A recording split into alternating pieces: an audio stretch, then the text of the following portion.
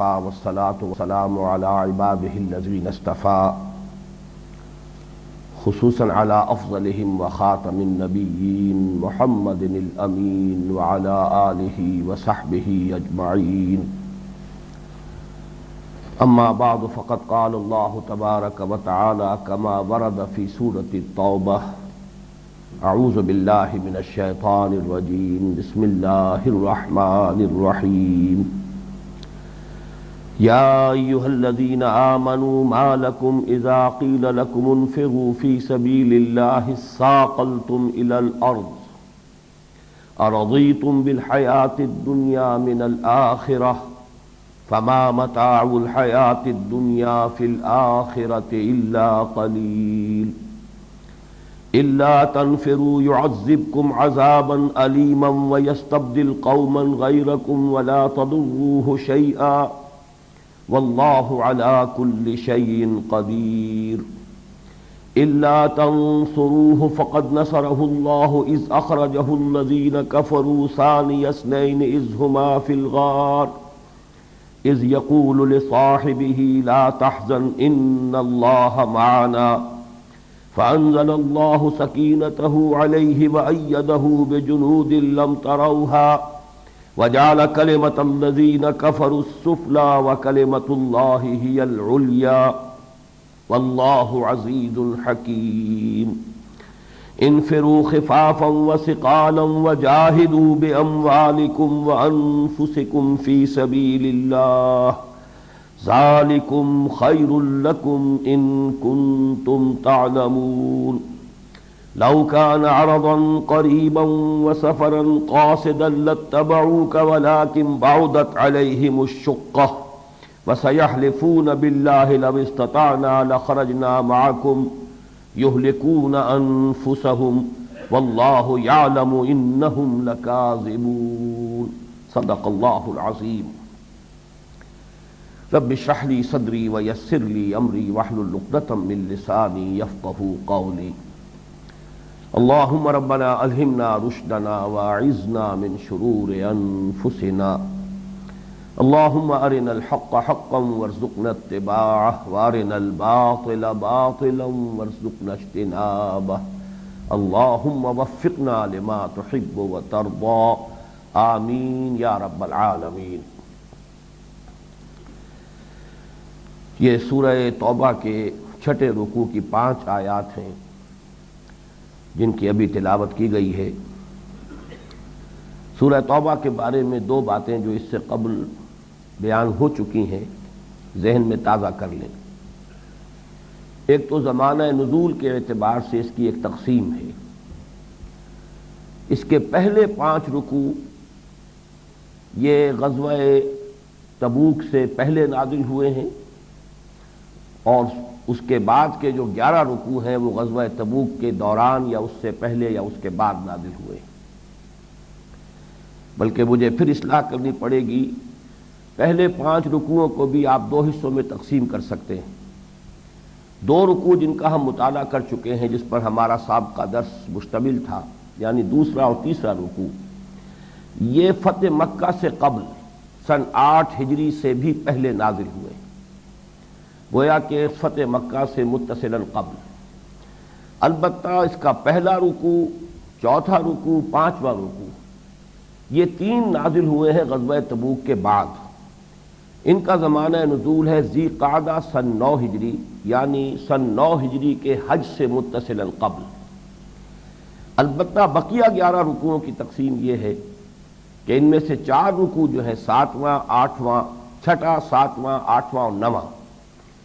یہ غزوہ تبوک سے قبل اور جانے کے سفر کے دوران نازل ہوئے،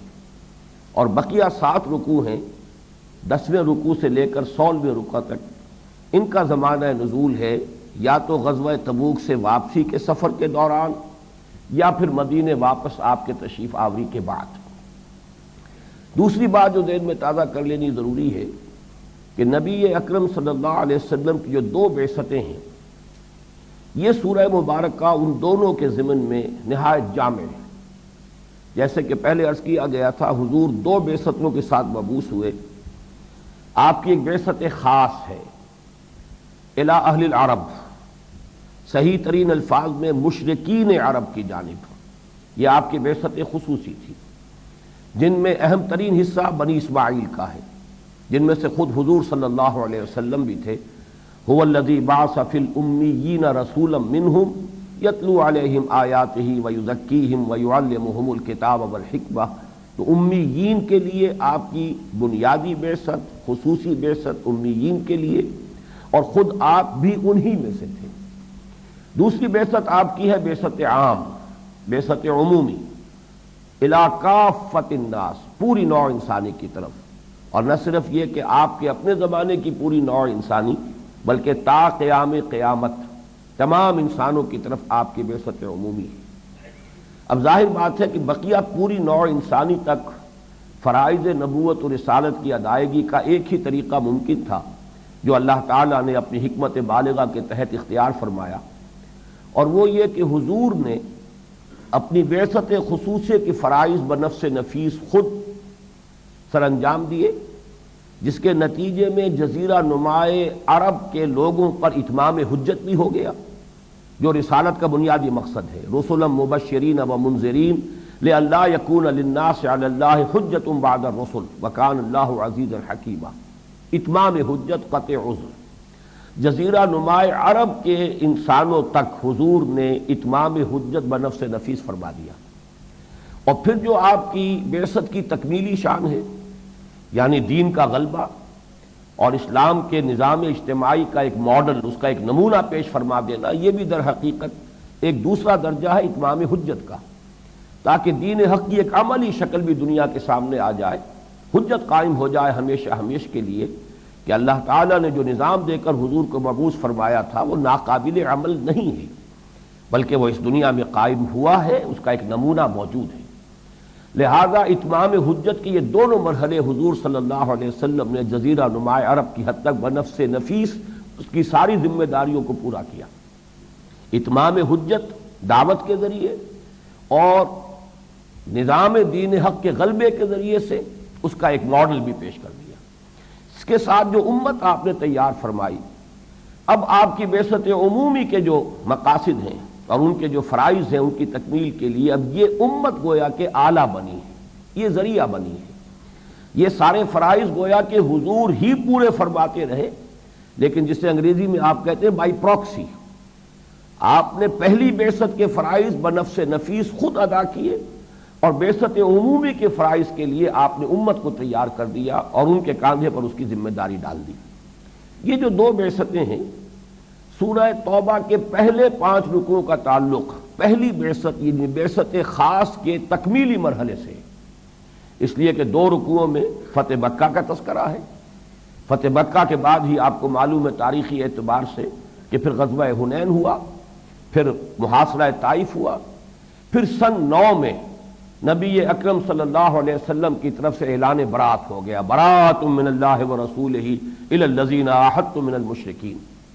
یہ اعلان برات اور اذان برات جو سورہ توبہ کی پہلی 6 آیات میں ہے، پہلے رکوع میں جو 6 آیات شامل ہیں، یہ سن 9 ہجری کے حج کے موقع پر اس کا اعلان کر دیا گیا۔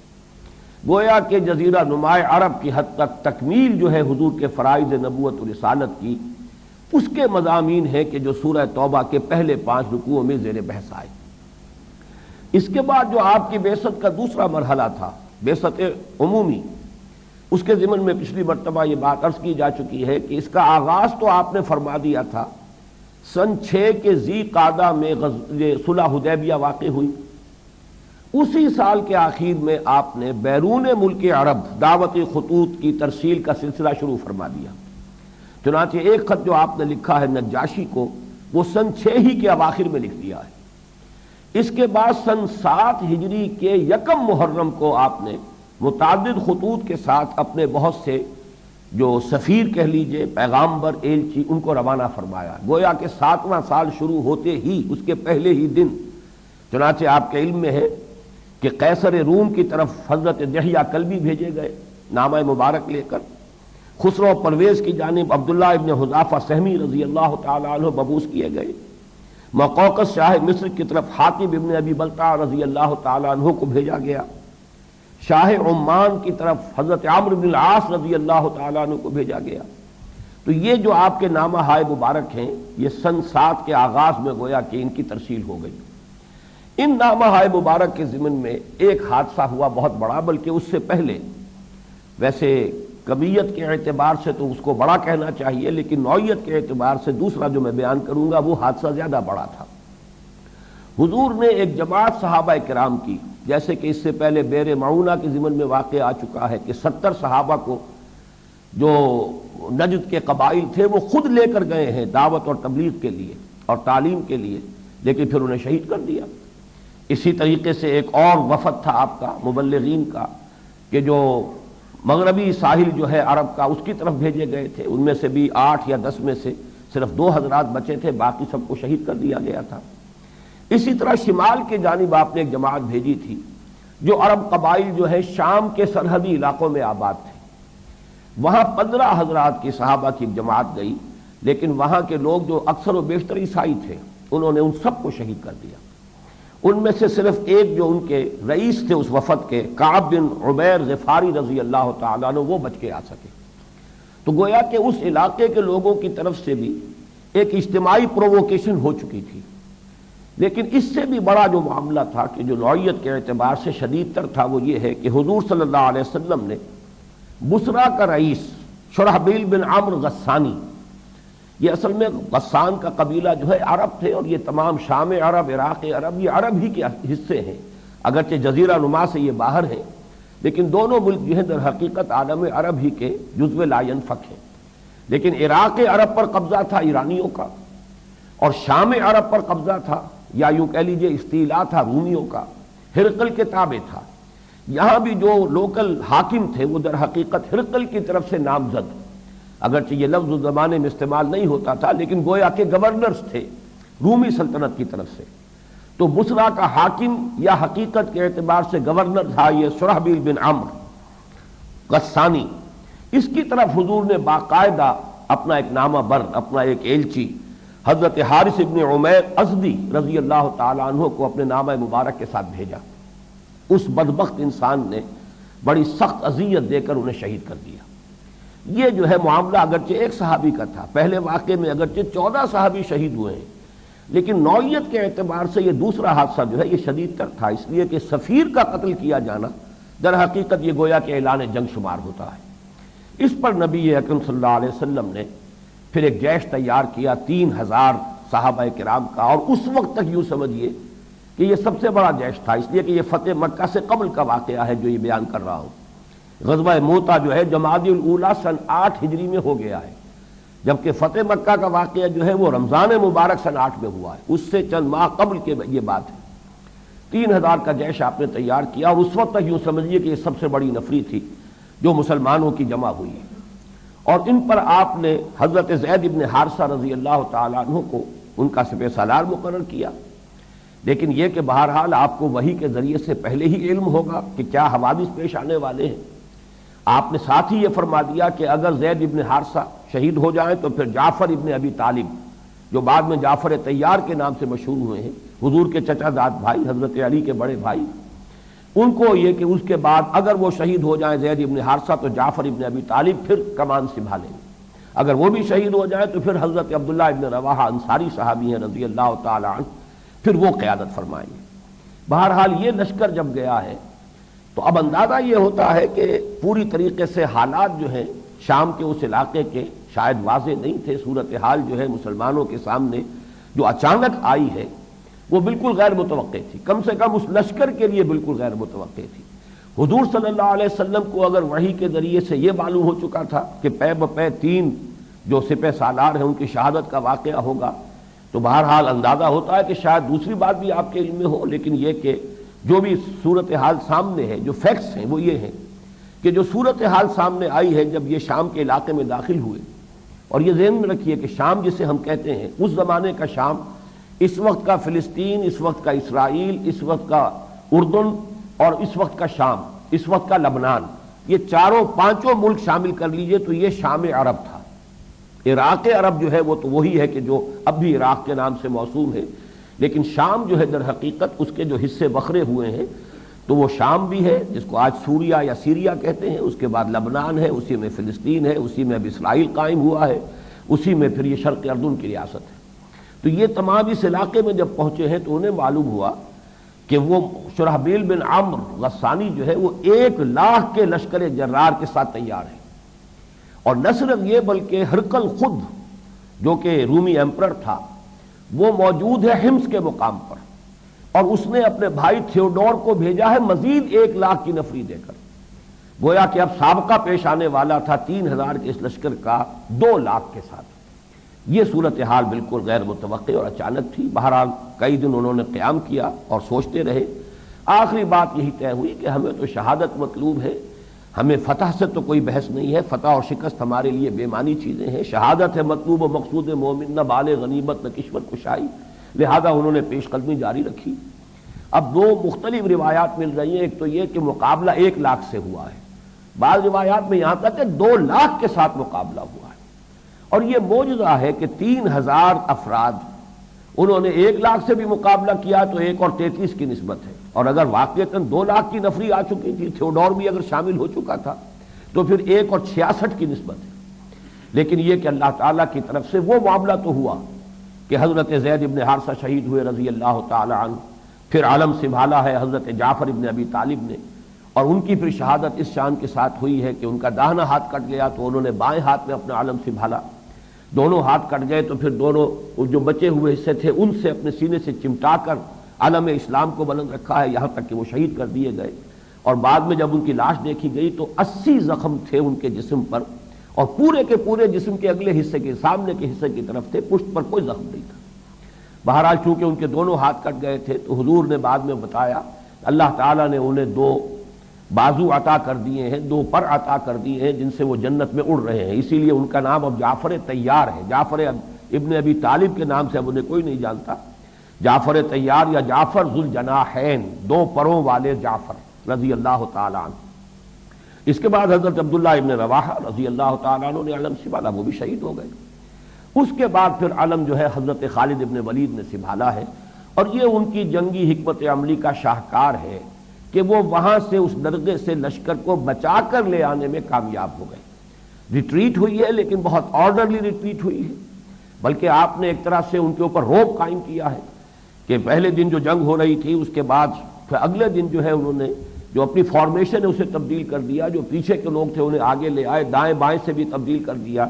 تو دشمن نے یہ سمجھا کہ انہیں کمک حاصل ہو گئی ہے،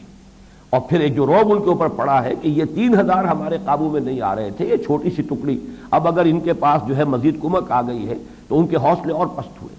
بہرحال رفتہ رفتہ تدریجاً پیچھے ہٹنا شروع کیا، اور ان کو یہ گویا کہ گمان کروا دیا کہ یہ ہمارا کہیں کوئی محاصرہ کرنے کی فکر کر رہے ہیں کہ اگر ہم پیش قدمی کریں گے تو ہمیں یہ اپنے گھیرے میں لے لیں گے، تو 1,00,000 یا 2,00,000 کا لشکر جو ہے وہ کھڑا رہ گیا، اور حضرت خالد ابن ولید رضی اللہ تعالی عنہ لشکر کو بچا کر لے آئے۔ کل 12 صحابہ شہید ہوئے، جن میں سے 3 تو سپہ سالار۔ اندازہ یہی ہوتا ہے کہ جنگ کا جو پرانا طریق تھا کہ پہلے جو بھی اہم لوگ ہوتے تھے وہ سامنے آ کے مبارزت کرتے تھے اور مقابلہ ہوتا تھا، اس طور سے ہوا ہے، ورنہ یہ کہ حقیقتاً اگر ہجوم جو ہوتا ہے عمومی وہ اگر ہو تو 3,000 کی چھوٹی سی نفری کے اوپر 1,00,000 یا 2,00,000 کا قابو پا جانا وہ بہت ہی آسان سی بات سمجھ میں آتی ہے۔ لیکن بہرحال اس کا ایک نتیجہ یہ نکلا کہ اس علاقے کے آس پاس کے جتنے قبائل تھے ان پر روب پڑ گیا مسلمانوں کا، حالانکہ وہ نتیجہ تو حاصل نہیں ہو سکا۔ اصل میں تو یہ لشکر بھیجا گیا تھا تاکہ سفیر کے قتل کا انتقام لیا جائے، وہ مقصد تو حاصل نہیں ہو پایا، اور یہی بہت بڑی کامیابی تھی کہ حضرت خالد ابن ولید رضی اللہ تعالی عنہ اس لشکر کو بچا کر واپس لے آئے۔ لیکن یہ کہ اس سے جو روب اس علاقے پر قائم ہوا ہے کہ یہ کس قسم کے لوگ ہیں، اتنی چھوٹی سی نفری تھی اور اتنا بڑا لشکر جو ہے وہ اس کو قابو نہیں کر سکا، اور اس سے جو ایک دبدبہ قائم ہوا ہے مسلمانوں کا، اس کے نتیجے میں گویا کہ رومی سلطنت کی چولیں ہل گئیں۔ وہ جو غلبہ اور اقتدار اور دبدبہ اور سطوت رومیوں کی تھی اس علاقے میں، اس کی چونکہ چولیں ہل گئیں، لہذا اس کے نتیجے میں اب ہرقل نے تیاری کی ہے بھرپور، اور اس نے لشکر جو ہے اپنا پورا جو ان کا اپنا ایک ٹرین سٹینڈنگ آرمیز کا جو معاملہ ہوتا تھا اس کے ساتھ اس نے پوری تیاری کی۔ ادھر نبی اکرم صلی اللہ علیہ وسلم کو اطلاعات آ رہی تھی پے بپے کہ ہرقل جو ہے خود گویا کہ پیش قدمی کرنے کا فیصلہ کیے ہوئے ہے اور ارادہ کر رہا ہے، تو حضور نے پھر پری ایمپٹ کیا، اور غزوہ تبوک جو ہے در حقیقت یہ اب دوسرا مرحلہ ہے کہ جو بیرونی آپ کی بعثت ہے اس کے جو فرائض کی ادائیگی کے ضمن میں آپ نے جو قدم اٹھایا اس کے نتیجے میں یہ ٹکراؤ شروع ہو گیا، اور اسے آپ کہیں گے یہ قسمت کی ستم ظریفی سمجھیے، یا جسے آپ انگریزی میں آئرنی آف دی فیٹ کہتے ہیں، کہ رومیوں کو شکست ہوئی تھی 15 سال قبل ایرانیوں کے ہاتھوں،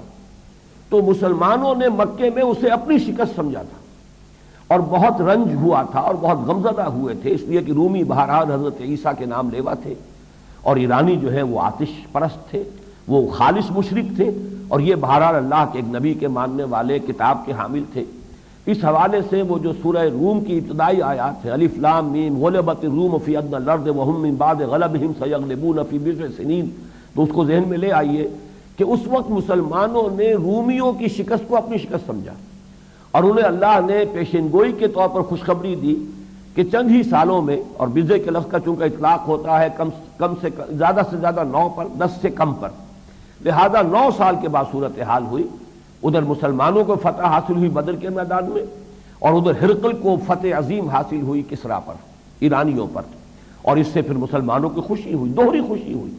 ایک یوم الفرقان کی یعنی بدر کی فتح کی خوشی جو انہیں حاصل ہوئی براہ راست، اور ایک یہ کہ وہ مجوسی ایرانی آتش پرست جو ہے انہیں شکست ہو گئی ہے اہل کتاب عیسائیوں کے ہاتھ۔ تو صورتحال تو یہ چلی آ رہی تھی، لیکن اب اس کے بعد دیکھیے کہ یہ ہے ستم ظریفی کہ 6 برس کے بعد اب حضور صلی اللہ علیہ وسلم کا ٹکراؤ جو ہوا ہے بیرون جزیرہ نما عرب، تو وہ انہی رومیوں سے ہوا ہے۔ یہ اللہ تعالیٰ کی طرف سے اس کی حکمت ہے، اس کے فیصلے ہیں۔ حالانکہ واقعہ یہ ہے کہ جب دعوتی خطوط آپ کے پہنچے، آپ کو معلوم ہے کہ جو رومی جو سلطنت تھی، ہرقل اس کا جو ایمپرر تھا ہیرکلیس، اس نے حضور کو پہچان لیا تھا، اور اس نے جو بھی نامہ بر تھے حضرت دہیہ کلبی ان کا اعزاز بھی کیا، عزت بھی کی، اور کوشش یہ کی تھی کہ وہ ایمان لے آئے، بشرطے کہ اس کی قوم بھی ساتھ ہی ایمان لے آئے، تاکہ جیسے کہ اس سے پہلے کبھی ہوا تھا ایمپرر کانسٹنٹائن قسطنطین نے جب عیسائیت اختیار کی تھی تو پوری مملکت عیسائی ہو گئی تھی، تو نتیجہ یہ نکلا تھا کہ وہ نظام جو تھا وہ قائم رہا۔ لیکن اب اگر ایک شخص بادشاہ ایمان لے آتا اور پوری قوم ایمان نہ لاتی تو گویا کہ اقتدار جو اس کے پاس تھا وہ اس کے ہاتھ سے جاتا رہتا۔ یہ بیڑی تھی جو اس کے پاؤں میں پڑی رہ گئی، ورنہ اس نے پہچان لیا تھا حضور کو صلی اللہ علیہ وسلم۔ اسی طرح مقوقس شاہ مصر، اس نے بھی حضور کے الچی کا اکرام کیا، اعزاز کیا، پھر ایک جو ہے ہدیے بھیجے ہیں آپ کی خدمت میں، اگرچہ ایمان تو نہیں لایا۔ تیسری عیسائی مملکت جو تھی وہ حبشہ کی تھی، نجاشی تو پہلے ایمان لا چکے تھے۔ اس حوالے سے عیسائیوں کے ساتھ اب تک جو معاملہ رہا تھا وہ بہت بہتر رہا تھا۔ اصل تصادم اہل کتاب میں سے جو اب تک رہا تھا وہ یہود کے ساتھ رہا تھا، تینوں قبیلے جو تھے کہ جو مدینے میں آباد تھے ان کے ساتھ تصادم ہوا، یا پھر خیبر کے یہودیوں کے خلاف جو ہے حضور نے فوج کشی فرمائی اور خیبر کو فتح فرمایا۔ لیکن عیسائیوں کا معاملہ اس اعتبار سے بہتر رہا تھا۔ تاہم یہ اللہ تعالیٰ کی حکمت اور اس کی مشیت ہے کہ بیرون ملک عرب مسلح تصادم کا آغاز جو ہے اسی عیسائی مملکت سے، رومی سلطنت سے ہوا ہے۔ بہرحال اس کے بعد جب حضور صلی اللہ علیہ وسلم کو یہ اطلاع ملی کہ اب قیصر جو ہے وہ بڑی تیاری کے ساتھ حملہ آور ہونے کی سوچ رہا ہے، اس لیے کہ اس کا جو رعب ختم ہو گیا اس پورے علاقے سے، تو بہرحال اسے اندازہ تھا کہ اس کا تو مطلب یہ ہے کہ ہماری سلطنت کی چولیں ڈھیلی ہو جائیں گی، تو دوبارہ اپنے اس رعب اور دبدبے کو قائم کرنے کے لیے وہ کوئی فوج کشی کرنے کے بارے میں اہتمام کر رہا ہے۔ اس درجے اندیشہ رہتا تھا مدینہ منورہ میں کہ کبھی ذرا سا بھی کوئی اگر کسی طرف سے کوئی اونچی آواز آتی تھی تو مسلمان سوچتے تھے کہ شاید رومی حملہ آور ہو گئے۔ جب حضور صلی اللہ علیہ وسلم نے اپنی ازواج مطہرات سے ایلا فرمایا ہے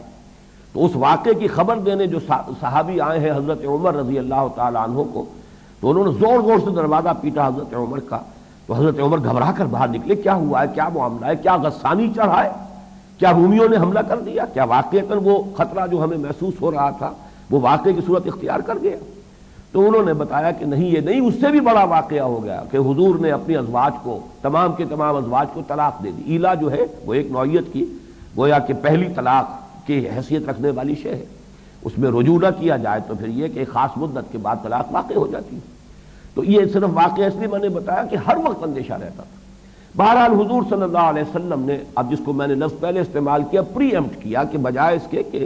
رومیوں کی طرف سے پیش قدمی ہو، حضور نے اب اعلان عام کیا،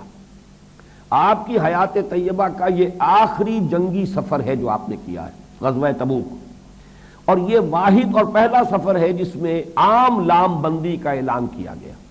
کہ ہر مسلمان پر، ہر صاحب ایمان پر فرض ہے کہ وہ نکلے، الا یہ کہ کسی کو عذر جو ہے وہ درپیش ہو، کوئی عذر لاحق ہو تو وہ بات دوسری ہے، وہ اجازت حاصل کرے، ورنہ ہر مسلمان پر فرض ہے کہ وہ نکلے۔ اور صاف صاف اعلان بھی کیا، ورنہ اس سے پہلے آپ جنگی حکمت عملی کے تحت اپنے جو ارادے تھے انہیں آپ اخفاء میں رکھتے تھے۔ جانا اگر ایک طرف ہے تو اس لیے کہ دشمن کو اس سے پہلے معلوم نہ ہو جائے کہ کیا ارادے ہیں، تو حضور کوشش کرتے تھے، توریہ فرماتے تھے کہ جانا اگر مشرق کی طرف ہے تو کوئی ایسے اقدامات کرتے تھے کہ دشمن اس مغالطے میں رہے کہ آپ مغرب کی طرف جا رہے ہیں۔ تو یہ تمام کام جو ہے اس مرتبہ نہیں ہوئے، صاف اعلان عام کیا ہم شام کی طرف جا رہے ہیں، سلطنت روما کے ساتھ اب ہمارا ٹکراؤ ہے،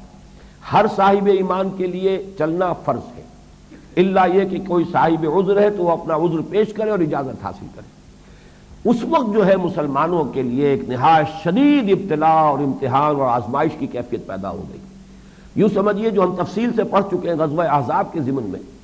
کہ جس قسم کا شدید امتحان مسلمانوں کا غزوہ احزاب میں لیا گیا،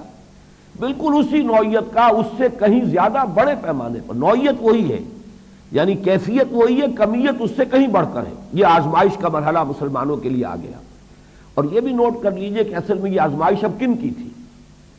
ایک تو وہ سابقون الاولون تھے رضی اللہ تعالیٰ عنہم اجمعین، وہ تو آزمائشوں کی بھٹیوں میں سے نہ معلوم کتنی مرتبہ گزر چکے تھے، ذرے خالص بن چکے تھے، اپنے ایمان اور صداقت اور خلوص و اخلاص کا ثبوت بار بار پیش کر چکے تھے۔ لیکن چونکہ اب جو صورت پیش آئی ہے وہ یہ ہے کہ صلح حدیبیہ کے بعد بھی کثیر تعداد میں لوگ ایمان لائے، پھر فتح مکہ بھی اب ہو چکا ہے، اس لیے کہ غزوہ موتا فتح مکہ سے قبل ہے، لیکن یہ جو آپ رجب سن 9 ہجری میں جب سفر آپ کر رہے ہیں تبوک کی طرف، تو یہ تو فتح مکہ کے بعد کا معاملہ ہے، تقریباً یوں سمجھیے کہ 1 سال سے چند مہینے کم ہو چکے ہیں فتح مکہ کے بعد۔ اس کے بعد جو ریلا آیا، طوفان آیا، وَرَأَيْتَ النَّاسَ يَدْخُلُونَ فِي دِينِ اللَّهِ أَفْوَاجًا، تو اب گویا کہ مسلمانوں کی نفری بہت زیادہ بڑھ چکی تھی۔ یہ وہ لوگ تھے جو بالکل ابھی نئے نئے دائرہ ایمان میں داخل ہوئے تھے، ان میں سے بہت سے لوگ وہ ہیں جن کے بارے میں سورہ حجرات کی وہ آیت جو ہے وہ صحیح ان کی کیفیت کی عکاسی کرتی ہے، قالت الاعراب آمنا قل لم تؤمنوا ولكن قولوا اسلمنا ولما يدخل الايمان في قلوبكم، ابھی تک ایمان تمہارے دلوں میں داخل نہیں ہوا ہے، ہاں تم یہ کہہ سکتے ہو کہ ہم اسلام لے آئے یا ہم نے اطاعت قبول کر لی، لیکن اس مغالطے میں نہ رہو کہ ایمان تمہیں حاصل ہو گیا، ایمان حقیقی، ابھی تک وہ ایمان تمہارے دلوں میں داخل نہیں ہوا۔ اس حوالے سے اصل میں ایک بڑے پیمانے پر ایسے سب لوگوں کے لیے ایک اجتماعی آزمائش کا اہتمام ہے جو اللہ تعالیٰ نے اس غزوہ تبوک کی صورت میں کیا ہے۔ اس لیے کہ آپ اندازہ کر لیجئے کہ وقت کی 2 سپر پاورز جو تھیں، اس وقت کی سپر پاورز یہی تھیں، سلطنت روما، سلطنت کسریٰ، تو گویا کہ ایک سپر پاور کے ساتھ براہ راست تصادم، اوپن علل اعلان، شدید گرمی کا موسم، پھر یہ کہ طویل سفر، شام کی طرف جانا ہے، تبوک جو ہے ذرا اندازہ کیجئے کتنا فاصلہ ہے، پھر یہ کہ قحط کا عالم ہے، رسد تھی ہی نہیں، تمام ذخیرے جو ہے خوراک کے ختم ہو چکے تھے، اب وقت تھا کہ فصل تیار تھی کھجوروں کی، اور کھجور کی فصل کو بر وقت اگر اتارا نہ جائے تو وہ درخت کے اوپر ہی پڑی ہوئی ختم ہو جاتی ہے، ضائع ہو جاتی ہے، اور اس وقت اگر مسلمان وہاں سے چلے جاتے ہیں سفر پر تو ظاہر بات ہے کہ فصل جو ہے کھجور کی ایسی نہیں کہ جس کو خواتین اتار سکیں، لہذا گویا کہ اس فصل کا آئندہ سال کے لیے بھی رسد کا پیشگی بندوبست ہو رہا ہے کہ ہمارے پاس جو ہے خوراک جو ہے وہ نہیں ہوگی، اس لیے کہ اب اس فصل کو اتارنے والا کوئی نہیں رہے گا، ساز و سامان کی شدید قلت، رسد کی شدید کمی، سواریوں کی انتہائی کمی، اور یہ کہ ٹکراؤ ہے سلطنت روما کے ساتھ۔ تو یوں سمجھیے کہ آزمائش، جیسا کہ غزوہ احزاب کے بارے میں ہم دیکھ چکے ہیں کہ باقاعدہ تصادم ہوا ہی نہیں، چند صحابہ شہید ہوئے، لیکن آزمائش کے لیے جو صورت پیدا کر دی گئی تھی وہ اتنی شدید تھی کہ قرآن مجید کے اپنے الفاظ ہیں زلزلوا زلزالا شدیدا، ہنالک ابتلی المؤمنون وزلزلوا زلزالا شدیدا، اور صورتحال یہ ہو گئی کہ دل جو ہے بلیوں اچھل رہے تھے، بلغت القلوب الحناجر وتظنون باللہ الظنون، تو پیش نظر یہی تھا کہ صاحب ایمان علیحدہ ہو جائیں،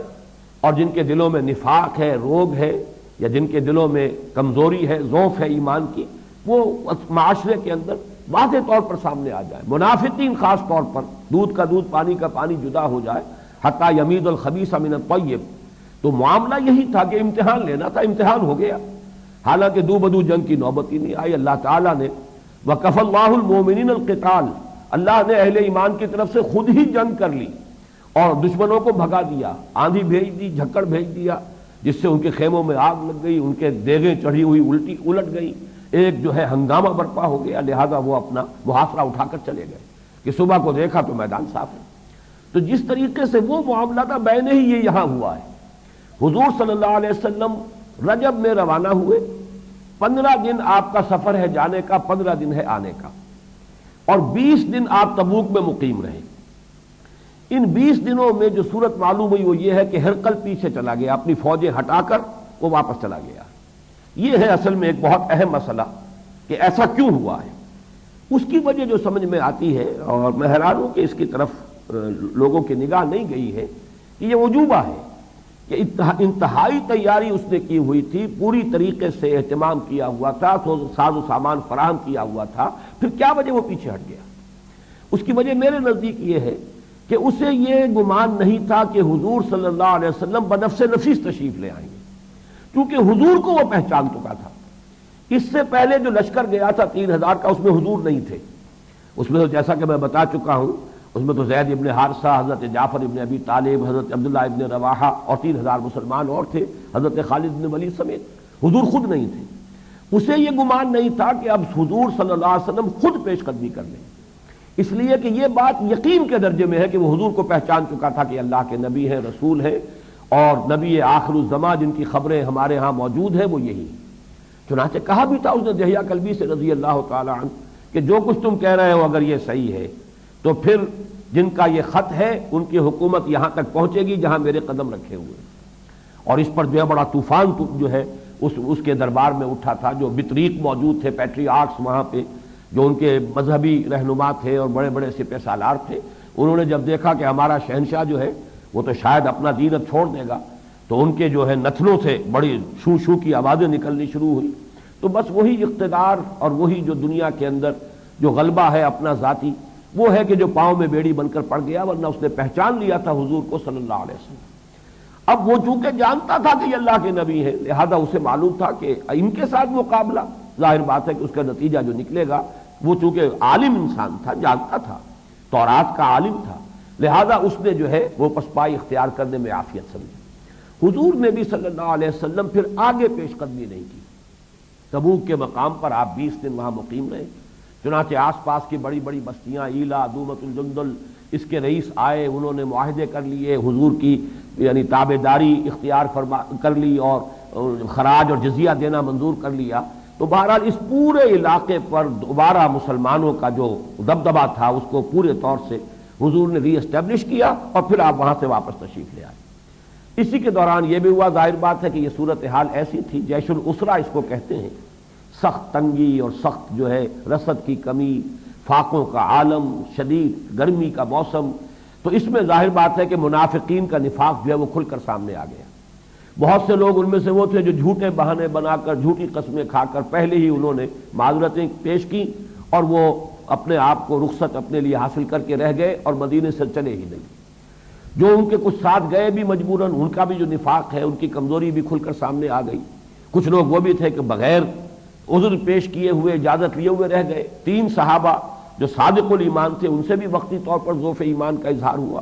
انہوں نے بھی غلطی کی اور بغیر کسی عذر کے اور بغیر اجازت لیے ہوئے وہ بھی رہ گئے۔ ان کا ایک طویل معاملہ ہے، بہت طویل قصہ ہے کہ جو احادیث میں آیا ہے اور بہت ہی سبق آموز ہے۔ بہرحال اس وقت کا ایک معاملہ جو ہے وہ میں صرف چاہتا ہوں کہ آپ کو بتا دوں کہ جب یہ بالکل گویا کہ چھانٹی ہو رہی تھی، حتیٰ یمید الخبیث من الطیب، تو جب حضور صلی اللہ علیہ وسلم کہیں راستے میں پڑاؤ سفر کے دوران کہیں مقیم ہوتے تھے، یا جب 20 دن آپ تبوک میں مقیم رہے، تو پھر کچھ گفتگویں ہوتی تھی۔ بعض حضرات کی طرف سے تذکرہ ہوتا تھا کہ فلاں ہمارے جو ساتھی تھے وہ تو ہمارے گمان کے مطابق سچے مومن تھے، مومن صادق تھے، کیا ہوا وہ کیوں ساتھ نہیں آئے؟ یعنی ان کے بارے میں اب شکوک و شبہات جو ہیں وہ ذہنوں کے اندر پروان چڑھنے لگے کہ شاید وہ بھی منافقین میں سے تھے کہ جو ساتھ نہیں آئے۔ تو اس پر ایک قول جو حضور کا ہے وہ بہت ہی سبق آموز ہے اور یاد رکھنے کے قابل ہے، اس لیے کہ دینی تحریکوں میں یہ مرحلے پیش آتے ہیں، اس طرح کی صورتحال جو ہے سامنے آتی ہے، اس کے لیے ایک ابدی رہنمائی ہے حضور کے اس قول مبارک میں۔ دعو، چھوڑو اس کے تذکرے کو، بات مت کرو. فَإِن يَكُ فِيهِ خَيْرٌ فَسَيُلْحِقُهُ اللَّهُ بِكُمْ، اگر ان میں کوئی خیر ہے تو اللہ انہیں تمہارے ساتھ ملا دے گا، وہ آ جائیں گے، شامل ہو جائیں گے. غلطی ہوئی ہے تو عذر کریں گے، استغفار کریں گے، معافی مانگ لیں گے. بہرحال اگر ان میں خیر ہے تو اللہ تعالیٰ انہیں تمہارے ساتھ شامل کر دے گا، دوبارہ لا کر تمہارے ساتھ ملا دے گا. وہیں یکو غیر ذالک، اور اگر خیر نہیں ہے، اگر شر ہے، اگر نفاق ہے، اگر روگ ہے دل میں، فقد اراحکم اللہ منہ، تو تم خوشی مناؤ اور اللہ کا شکر ادا کرو کہ اللہ نے تمہیں اس سے راحت بخشی، یعنی اس کی ایذا رسانی سے تمہیں بچا لیا. اگر وہ ساتھ آیا ہوتا، اگر اس میں شر تھا، اگر ساتھ آتا تو کوئی نہ کوئی فتنہ اٹھاتا، تو اللہ نے تمہیں ان کے فتنوں سے بچا لیا، ان کی مضرت سے نجات دلا دی. تو یہ ایک اصول کی حیثیت سے سامنے رہنا چاہیے کہ اپنے کسی بھی ساتھی کے بارے میں اگر کبھی کوئی ایسا سامنے طرز عمل آئے ان کی طرف سے، تو یہی ہمارا ایک معاملہ ہونا چاہیے کہ ہمیں کیا معلوم کس کا کیا عذر ہے، کس کی کیا مجبوری ہے، کس کے لیے کیسی شدید امتحان کی کیفیت ہو گئی ہے. اللہ تعالیٰ انہیں اگر کوئی خطا ہوئی ہے تو توبہ کی توفیق عطا فرمائے، اصلاح کی توفیق عطا فرمائے. تو یہ الفاظ بہت اہم ہیں. دعوہ فإن یک فیہ خیر فسیلحقہ اللہ بکم وإن یک غیر ذلک فقد اراحکم اللہ منہ. بہرحال حاصل یہی ہے اس غزوہ تبوک کا کہ اس میں مسلمانوں کی ایک بہت یوں سمجھیے کہ شدید آزمائش کی چھلنی میں سے گزار کر اور واضح کر دیا گیا کہ کون مسلمانوں کے جماعت میں منافقین کی حیثیت سے شریک ہے. اب اس کے بعد آئیے ہمیں 2 رکوعوں کا مطالعہ کرنا ہے. اب اس نشست میں تو چند آیات ہی ہم پڑھ سکیں گے انشاءاللہ، اگلی نشست میں جو ہے ان 2 رکوعوں کا، اس لیے کہ صرف یہ پس منظر یہ سامنے ہو اور یہ کہ اصل جو تھی وہ آزمائش اور امتحان، اس کی چھلنی میں سے گزارنا مقصود تھا. ساری صورتحال، اس کی ساری سختی، بالفعل کچھ بھی نہیں ہوا، جنگ ہوئی ہی نہیں، کوئی جانی نقصان ہوا ہی نہیں، مٹ بھیڑ کی صورت ہی پیدا نہیں ہوئی، لیکن آزمائش، ابتلا اور امتحان کی جو شدت تھی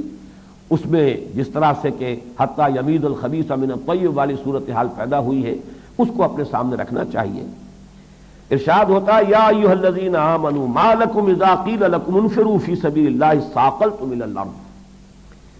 اے ایمان والو یا اے ایمان کے دعوے دارو، تمہیں کیا ہو گیا ہے؟ ما لکم اذا قیل لکم انفروا فی سبیل اللہ، جب تم سے کہا گیا کہ نکلو اللہ کی راہ میں. جیسا کہ میں نے عرض کیا عام لام بندی تھی، اعلان عام تھا، ہر صاحب ایمان کے لیے نکلنا ضروری ہے. چنانچہ 30,000 کا لشکر حضور کے ساتھ تبوک گیا ہے، یہ نوٹ کر لیجیے. جب تم سے کہا گیا کہ نکلو اللہ کی راہ میں اثاقلتم الی الارض، تو تم زمین کی طرف دھسے چلے گئے. تساقلا اور اساقلا، ایک شخص بوجھل سا ہو کر اور ایسے ہو جائے جیسے ہم کہتے ہیں کہ میرے پاؤں من بھر کر ہو گئے، چلنا دوبر ہو گیا، تو معلوم ہوتا ہے ایک اعصابی ایسی کیفیت ہے کہ انسان کو ایسا بوجھ محسوس ہو کہ اب نہ اٹھا جا رہا ہے نہ چلا جا رہا ہے. تو تم زمین میں دھستے چلے گئے. ارضیتم بالحیات الدنیا من الآخرہ، کیا تم آخرت کے مقابلے میں دنیا کی زندگی پر راضی ہو گئے ہو؟ کیا تم نے اپنا چوائس کر لیا ہے کہ بجائے آخرت کے تمہیں دنیا مقصود ہے اور مطلوب ہے، دنیا چاہیے؟ حیات دنیاوی چند روزہ یہ تمہارے نزدیک زیادہ محبوب ہو گئی ہے آخرت کی ابدی زندگی کے مقابلے میں. اب دیکھیں یہ انداز جو ہے یہ بڑا سرچنگ قسم کا ہے، یہ سرچنگ کوسچنز ہے. ارضیتم بالحیات الدنیا من الآخرہ، یہ الفاظ ایسے ہیں کہ جو ہر شخص کو اپنے گریبان میں جھانکنے پر آمادہ کرتے ہیں کہ ذرا دیکھیں. اس لیے کہ بہرحال ہر درجے کے لوگ ہوتے ہیں، ایسے بھی ہوتے ہیں جنہیں وقتی طور پر کوئی ذوف لاحق ہو گیا ورنہ مومن صادق ہیں، ایسے بھی ہیں کہ جن کے اندر نفاق ہے. تو ظاہر بات ہے کہ جب انسان اپنے گریبان میں جھانکے گا، اپنے دل کو ٹٹولے گا، تبھی اسے معلوم ہوگا میں کہاں کھڑا ہوں، من کیم در یوم دین، میں کس جگہ پر ہوں، میرا مقام کیا ہے. اسی قسم کا جو ہے اس سے پہلے آیت نمبر 13 جو ہم پڑھ چکے ہیں غزوہ فتح مکہ کے ضمن میں، اسی قسم کا سوال تھا اتخشونہم فاللہ احق ان تخشوا، کیا تم ان مکے والوں سے قریش سے ڈر رہے ہو؟ کیوں تم اقدام کرنے میں پس و پیش سے کام لے رہے ہو؟ اتخشونہم، کیا تم ان سے ڈرتے ہو؟ فاللہ احق ان تخشوا، تو اللہ زیادہ حقدار ہے اس کا کہ اس سے ڈرو. بالکل وہی انداز ہے، اسلوب وہی ہے. ارضیتم بالحیات الدنیا من الآخرہ. اور یہ سوال ہر بندہ مومن کو ہر وقت اپنے سے کرنا چاہیے، اس لیے کہ اصل فیصلہ کن بات یہی ہے انسان کے طرز عمل میں، مقصود دنیا ہے یا آخرت؟ ان میں سے کس کو آپ ترجیح دے رہے ہیں؟ ایثار کا لفظ آیا ہے، بل تؤثرون الحیات الدنیا والآخرۃ خیر وابقیٰ۔ تمہارے سارے امراض کا اصل سبب یہ ہے، جو دینی امراض ہیں تمہارے، روحانی امراض، ان کا سبب کیا ہے؟ بل تؤثرون الحیات الدنیا، تم دنیا کی زندگی کو ترجیح دیتے ہو، والآخرۃ خیر وابقیٰ، حالانکہ آخرت بہتر بھی ہے، باقی رہنے والی بھی۔ تو اس کا تو ہر شخص کو ہر وقت اپنا جو ہے خود محاسبہ کرتے رہنا چاہیے کہ میرا اصل مقصود دنیا ہے یا آخرت۔ اور رضیتم بالحیات الدنیا من الآخرہ فما متاع الحیات الدنیا فی الآخرۃ الا قلیل۔ تو جان لو کہ دنیا کی زندگی کا یہ ساز و سامان، یہاں جو حرف جار آیا فی، اس کا مفہوم ہے مقابلے میں، فی الآخرت، آخرت کے مقابلے میں یہ دنیا کی زندگی کا ساز و سامان، یہاں کا عیش و آرام جو کچھ ہے، الا قلیل، بہت ہی کم ہے، نہ ہونے کے برابر۔ اس کو ذہن میں رکھیے کہ انگریزی میں اے لٹل اور دی لٹل میں جو فرق ہے، عربی زبان میں قلیل دونوں کے مفہوم میں آتا ہے، یہاں پہ دی لٹل انگریزی میں کہتے ہیں نہ ہونے کے برابر۔ اے لٹل یہ کہ کچھ ہو، تھوڑا سا ہو، اگرچہ جس چیز سے تقابل کیا جا رہا ہے اس کے مقابلے میں بہت کم ہو، لیکن کچھ تو ہو، اور ایک دی لٹل، نہ ہونے کے برابر، کر عدم۔ تو یہاں وہ مفہوم یہ دے رہا ہے، فما متاع الحیات الدنیا فی الآخرۃ الا قلیل الا تنفروا يعذبكم عذابا الیما۔ الا یہ معلوم ہوگا کہ در حقیقت یہ ان اور لا، ان سے جمع ہو کر بنا، ان لا تنفروا، اگر تم نہیں نکلو گے تو الا تنفروا، اگر تم نہیں نکلو گے اللہ کی راہ میں، يعذبكم عذابا الیما، اللہ تمہیں دردناک عذاب دے گا، تمہیں دردناک سزا کا مزہ چکھائے گا، وَيَسْتَبْدِلْ قَوْمًا غَيْرَكُمْ، اور تمہیں ہٹا کر کسی اور قوم کو لے آئے گا۔